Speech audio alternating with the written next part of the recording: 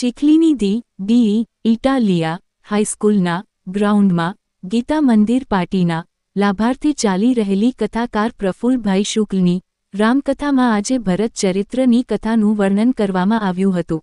આ પૂર્વે દમયંતીબેન ખંડુભાઈ સોલંકી ના નિવાસે 7મા દિવસનો રામાયણનો દશાંશ યજ્ઞ સંપન્ન થયો હતો। મુખ્ય આયોજક વાલજીભાઈ સોલંકીના પરિવાર દ્વારા નિત્યક્રમ અનુસાર પોથી તેમજ તુલસી પીઠનું પૂજન કરવામાં આવ્યું હતું।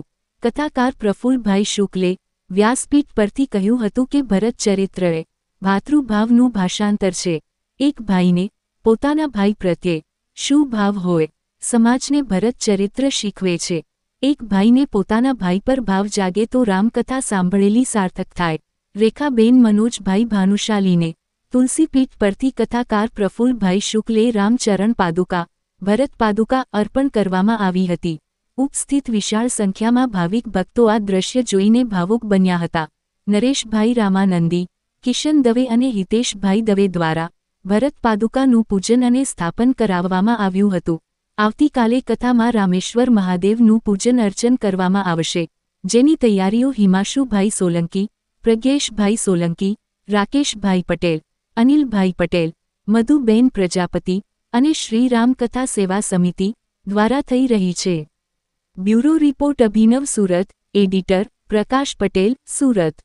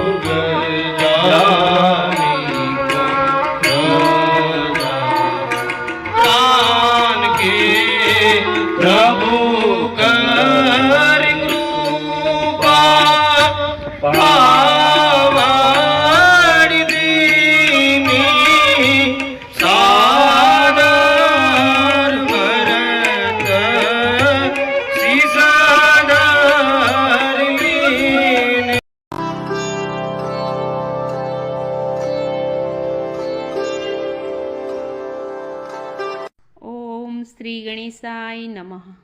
જય સીતારામ। અયોધ્યા નગરી મારુડા રામજી રે રામ, અયોધ્યા નગરી મારુડા રામજી રે રામ, અયોધ્યા નગરી મારુડા રામજી રે રામ, અયોધ્યા નગરી મારુડા રામજી રે રામ।